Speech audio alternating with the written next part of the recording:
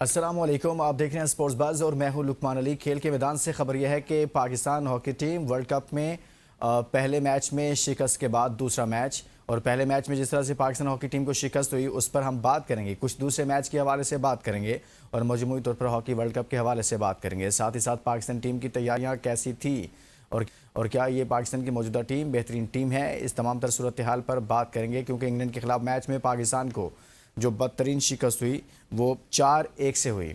इसी तरह से हम कुछ बात करेंगे नेशनल चैम्पियंस कप के हवाले से, जिसमें फ़ाइनल के लिए टीमें फ़ाइनल हो चुकी हैं और कल इसका फ़ाइनल खेला जाएगा। यानी कि नेशनल चैम्पियंस कप 2026-27 का जो फ़ाइनल है वो बरोज़ मंगल पाकिस्तान गोल्ड और पाकिस्तान ग्रीन्स के दरमियान खेला जाएगा। शाहीन अफरीदी की ज़ेर क़यादत पाकिस्तान गोल्ड और शादाब खान के ज़ेर क़यादत पाकिस्तान ग्रीन्स ने 6 मैचों के लिए लीग मरहले में दीगर हरी टीमों को शिकस्त दी है और पॉइंट्स टेबल पर टॉप पर रही हैं, फाइनल के लिए क्वालिफाई किया है। सवाल यह है कि ये जो अभी तक के मैचेस हुए हैं इसको देखते हुए, क्योंकि पाकिस्तान क्रिकेट बोर्ड ये कह रहा था कि हम वर्ल्ड कप की तैयारी कर रहे हैं, तो क्या ये वर्ल्ड कप की तैयारियों के सिलसिला में एक बेहतरीन एक्सरसाइज रही है?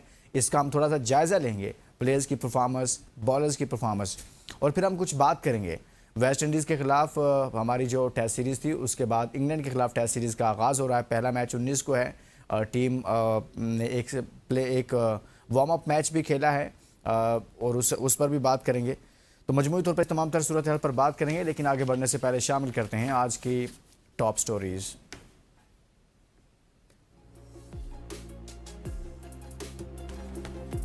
इंग्लैंड के खिलाफ टेस्ट सीरीज के लिए कौमी टीम लीड्स पहुंच गई। पाकिस्तान टीम की हैंडलिंग के लिए क्रिकेट ग्राउंड में भरपूर प्रैक्टिस। सऊद शकील की नाकाबिले शिकस्त सेंचुरी। पाकिस्तान ने वार्म अप मैच में सिलेक्ट 11 को 7 विकेटों से हरा दिया। फाइनल कल पाकिस्तान गोल्ड और पाकिस्तान ग्रीन के दरमियान खेला जाएगा। National champions cup Shaheen Afridi की पाकिस्तान गोल्ड ने फाइनल का टिकट कटवा लिया। पाकिस्तान गोल्ड ने पाकिस्तान वाइट्स को 5 विकेटों से शिकस्त दे दी। हॉकी वर्ल्ड कप 8 साल बाद इवेंट में वापसी करने वाली पाकिस्तान टीम को पहले मैच में इंग्लैंड के हाथों 4-1 से शिकस्त। पाक इंग्लैंड हॉकी मैच में टीम की संगीन गलती। पाकिस्तानी खिलाड़ी पेनल्टी कॉर्नर के दौरान इस्तेमाल होने वाला सामान ड्रेसिंग रूम में ही भूल गए।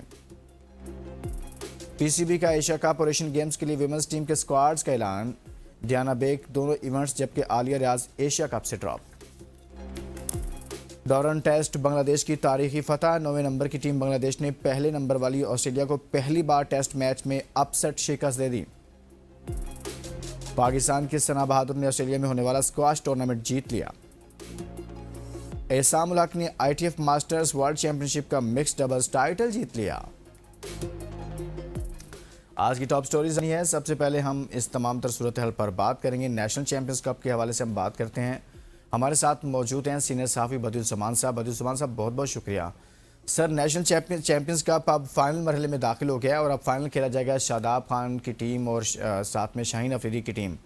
आपके ख्याल में अब तक का ये जो इवेंट रहा है, इसको अगर आप सम अप करें तो आपके ख्याल में ये ठीक एक्सरसाइज रही है वर्ल्ड कप को सामने रखते हुए, जो कि क्रिकेट बोर्ड की दावा कर रहा था? देखिए लुकमान भाई, ये तो अच्छा है कि आपने एक ऐसा कप कराया कि आपको पता चलेगा कि कौन सा खिलाड़ी जो है वो उसकी कारकर्दगी क्या है, उसकी फिटनेस क्या है। ये तो आपका बहुत अच्छा लेकिन मुझे लग रहा है कि ये जो चैंपियंस कप कराया गया है असल में कप्तानी को चेक करने के लिए कराया गया है कि आया शाहीन अफरीदी कप्तान हो, शादाब कप्तान हो, साइम अयूब कप्तान हो या साहबजादा फरहान कप्तान हो। क्योंकि अब ख्याल आया इनको बहुत देर के बाद कि हमें अब कप्तानों को भी जो है वो तैयार करना चाहिए कि आगे हमारा मुस्तकबिल में कप्तान कौन होगा। असल जो बात है चैंपियंस कप होना, इस तरह के जो इवेंट अब करा रहे हैं, मेरे ख्याल में डोमेस्टिक में आपको जो है ना कैलेंडर ईयर में 2 से 3 ऐसे इवेंट होने चाहिए जिसमें वनडे जिसमें इन तमाम खिलाड़ियों को जो पाकिस्तान टीम से खेलते हैं, चाहे वो शाहीन अफरीदी हो, बाबर आजम हो, सलमान अली आगा हो, रिजवान हो, सबको आपको पाबंद करना होगा कि ये डोमेस्टिक इवेंट खेलें। लेकिन डोमेस्टिक इवेंट खेलने के बाद जब खिलाड़ी आता है तो उसको पता होता है कि उसको पिचेस कैसे मिलनी है, कैसे खेलना है। लेकिन हमारे यहाँ तो अलमिया है कि हमने जो वर्ल्ड कप अगले साल हमने खेलना है, उससे पहले हम 6 महीने 7 महीने पहले हम जो हैं वो वर्ल्ड कप की तैयारी करना शुरू हमने की है। लेकिन वर्ल्ड कप की तैयारी आप ज़रूर करें, लेकिन सबसे बड़ी बात यह है कि आपको तो यही नहीं पता कि हमने कौन से प्लेयर को खिलाना है, कौन से प्लेयर को नहीं खिलाना। आपने जो सेंटर कॉन्टैक्ट की जो ऐलान किया, उसमें आपने तो बिल्कुल डिफरेंट कर दिया जी कि रेड बॉल के खिलाड़ी अलग, व्हाइट बॉल के अलग, किसको T20 खिलाएंगे, किसको व्हाइट बॉल खिलाएंगे, अपना वनडे खिलाएंगे, किसको जो है वो आप रेड बॉल में रखेंगे, ये समझ नहीं आता। क्या बाबर आजम जो है रेड बॉल की कप्तान है, तो वो वनडे टीम के भी कप्तान होंगे? सुनने में तो ये आया कि वनडे की कप्तानी भी जो है वो बाबर आजम के सुपुर्द की जा रही है। ये मैं आपको ज़राए से बता रहा हूँ। अच्छा। लेकिन अगर आपने जी, लेकिन कहने का मकसद सारा ये है कि सलमान अली आगा जो है वो मुसलसल नाकाम है और मेरी समझ में नहीं आता कि उनको किस बेस में। अच्छा बदियुज़्ज़मान भाई, आपने ज़राए से ये खबर दी है, मतलब आप कह रहे हैं कि कहीं ना कहीं ये बात चल रही है और ऐसा मुमकिन है कि एक बंदा जिसको आपने तमाम फॉर्मेट्स की कैप्टनसी ली, उसको टीम से बाहर किया, फिर आप उसे वापस लेकर आए, फिर आपने उसे टेस्ट टीम की कैप्टनसी दी, तो ये वाकई में ऐसा मुमकिन है? पाकिस्तान है, यहाँ कुछ भी हो सकता है। मैं आपकी इस बात से एग्री करता हूँ। आखिर क्या ज़रूरत महसूस हुई कि बाबर आजम को ही दोबारा से वनडे टीम की कैप्टनसी दी जा रही है? और अब अगर उनको कैप्टनसी दी जाएगी तो इसका मतलब है कि 2027 का World Cup Pakistan team Babar Azam की कैप्टनसी में खेलेगी।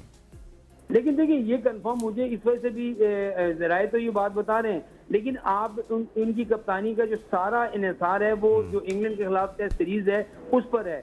अगर टेस्ट सीरीज में पाकिस्तान टीम की परफॉर्मेंस अच्छी रहती है, पाकिस्तान टीम जो है वो इंग्लैंड को शिकस्त देती है, तो फिर तो उनके 100% चांस बन जाएंगे कि बाबर आजम ही वनडे का कप्तान होगा।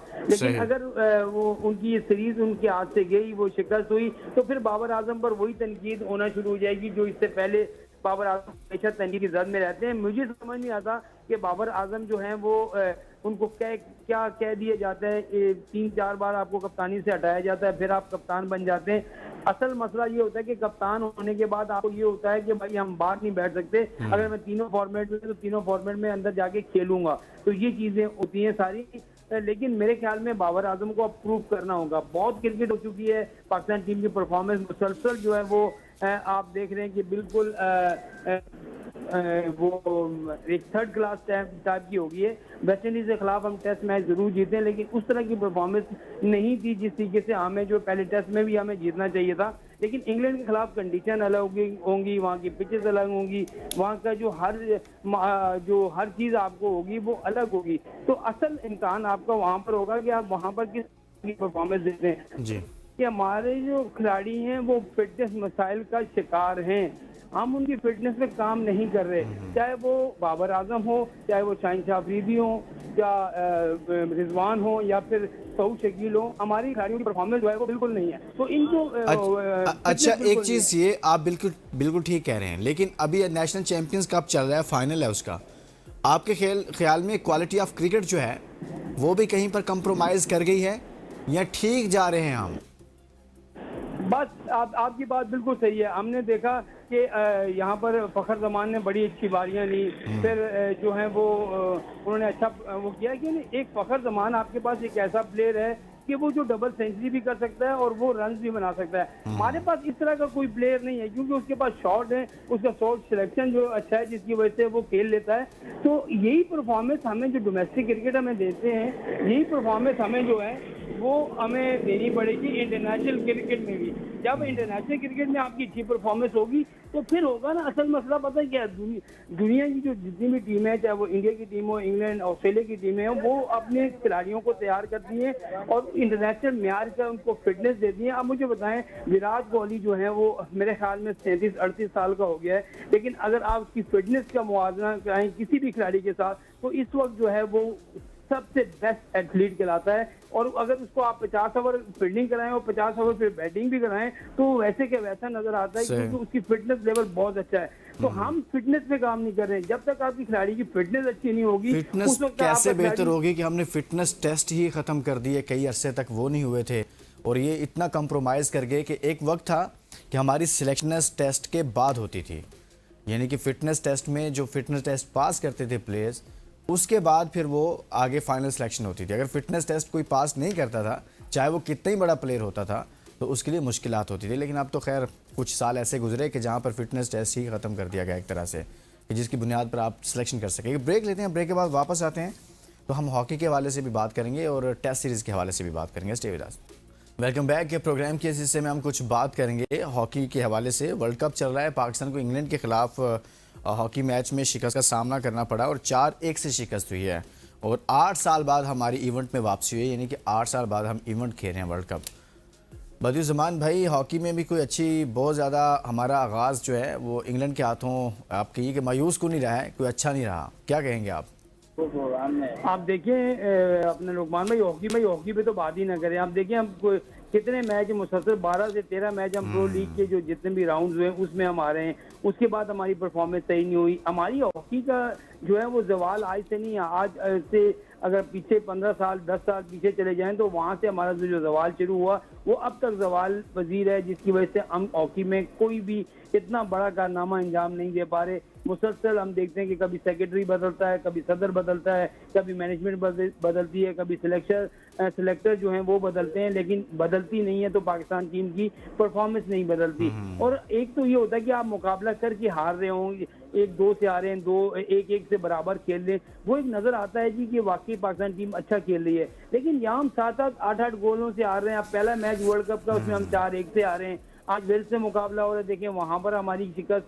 अब तो पहले वो होता था ना, आपको याद होगा कि पहले हम जब भी हॉकी का मैच होता था तो लोग पूछा करते थे कि पाकिस्तान कितने गोलों से जीता, लेकिन अब यही होता है कि हम लोगों से पूछ रहे होते हैं कि पाकिस्तान कितने गोल से हारा।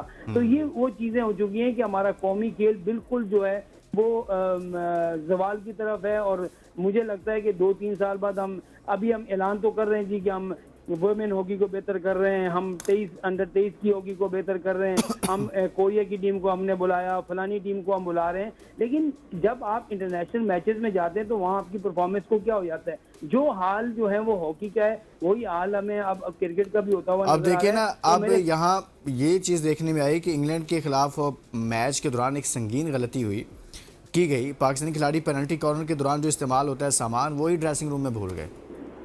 आप ये देखें कि इतना बड़ा आपके साथ ओलंपियन जिन्होंने जो है वो वर्ल्ड कप खेला हुआ है, जिन्होंने ओलंपिक्स खेले हुए, वो उनके साथ मौजूद हैं। तो आपको याद होगा एक पिछला जो एक इवेंट हुआ था प्रो लीग सिक्स साइड में भी आपको पता है कि वहाँ पर भी आपने एक खिलाड़ी को ज्यादा खिला दिया, हालांकि उसमें आपके कोचेज और ये सब मौजूद होने के बावजूद हमें ये नहीं पता होता कि हम ग्राउंड में करने क्या जा रहे हैं। और इतना बड़ा इवेंट, वर्ल्ड कप का इवेंट, और आप जो है पेनल्टी कॉर्नर का सामान ही भूल जाते हैं, ड्रेसिंग रूम में आप लगा के नहीं जाते या इस तरह की हरकतें करते हैं। तो आपको सिखाने वाला कौन है? सबसे बेसिक चीजें जब आपको नहीं पता होंगी हमारे खिलाड़ियों को तो वो हॉकी क्या खेलेंगे? हॉकी का क्या, सही कह रहे हैं, बहुत ही बुरा हाल हो जाएगा अगर कुछ इसको बेहतर ना किया गया।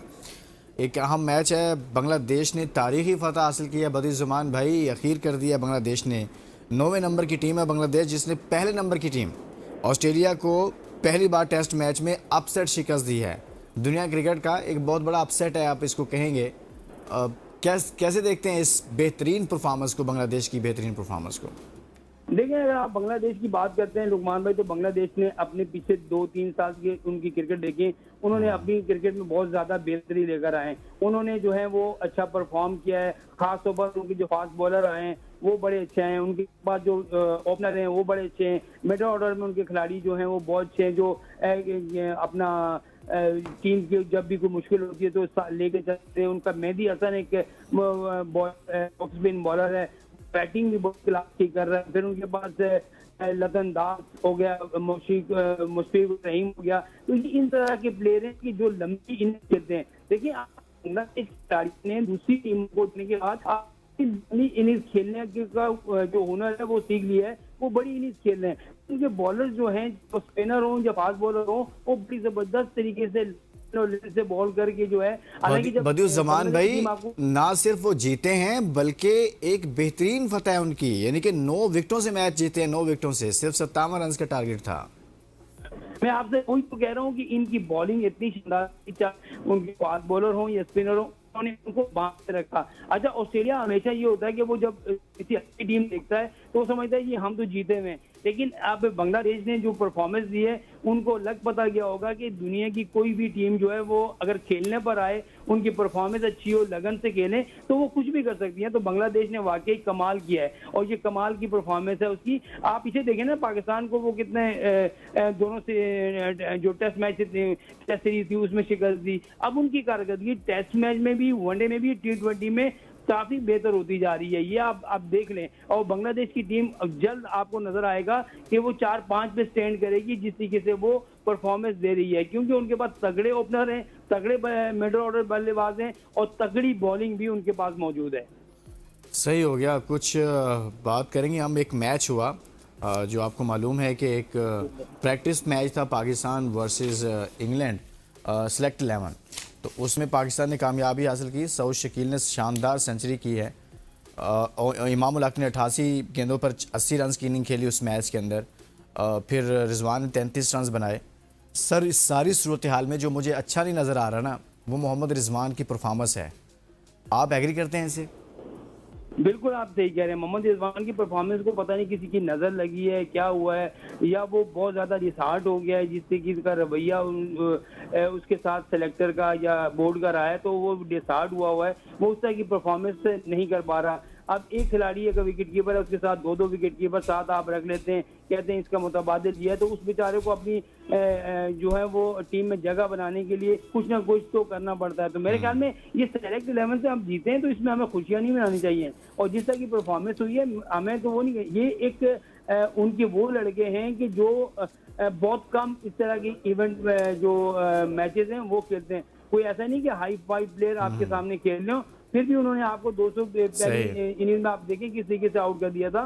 तो इंग्लैंड के खिलाफ परफॉर्म करने के लिए आपको 100% जो है परफॉर्म करना पड़ेगा और 20 विकेटें लेनी पड़ेंगी। जब तक आप 20 विकेटें नहीं लेंगे, आप टेस्ट सीरीज इंग्लैंड के खिलाफ में कोई मैच नहीं जीत सकते। मैं आपको ये लिख के देता हूँ। आपकी बॉलिंग अच्छी होनी चाहिए, क्योंकि वहाँ पर जो फास्ट बॉलर हैं वो फास्ट बॉलर को जो है वहाँ पर परफॉर्म करना पड़ेगा।